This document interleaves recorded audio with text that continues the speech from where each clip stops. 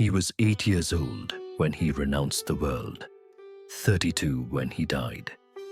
In between, one man rewrote the soul of a civilization.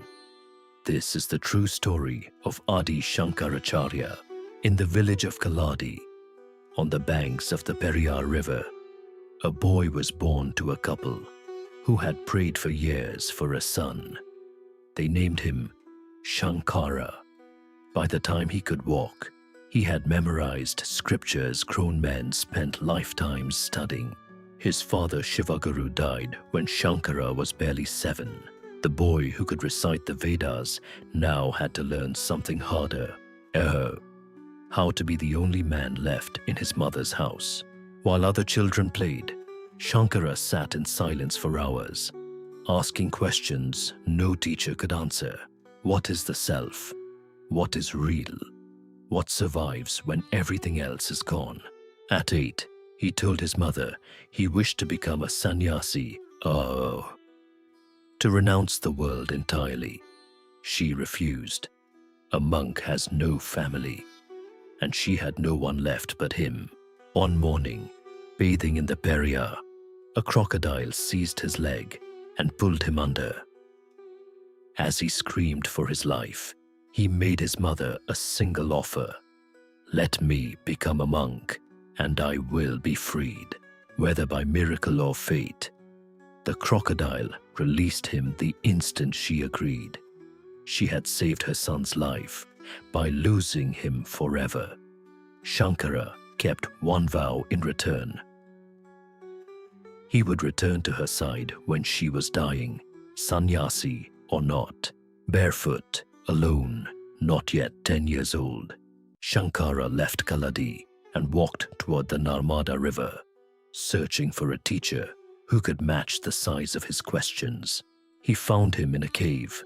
Govinda Bhagavatpada, a sage who had renounced speech itself. Shankara waited outside for days until the sage finally asked him one question. Who are you? Shankara's answer became legend. I am not the body, not the mind, not the senses. I am that eternal awareness within all things. The sage opened his eyes for the first time in years. Skeptical disciples mocked the boy's claims of inner mastery. To answer them without a word, Shankara raised the Narmada's waters into the cave itself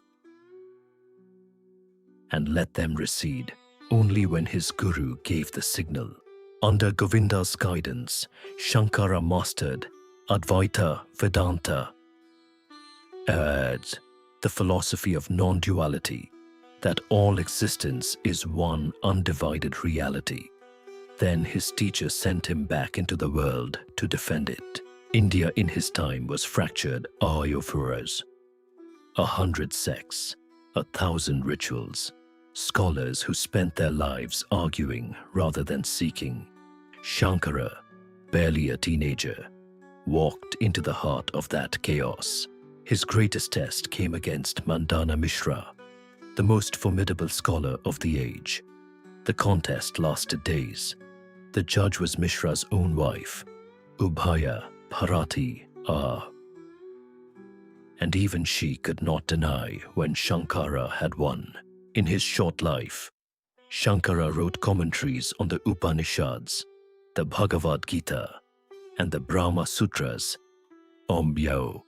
texts that would shape Indian philosophy for the next 1,200 years.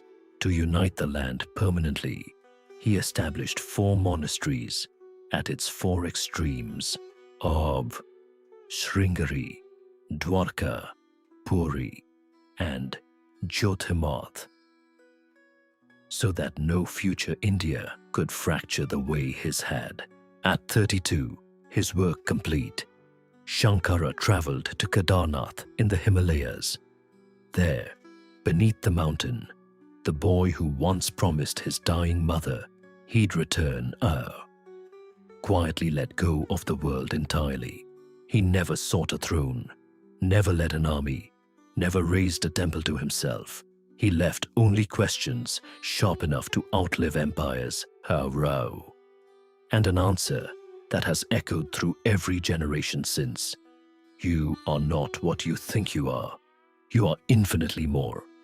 If this story moved you, hit like, subscribe, and join us for more tales from Kathavana.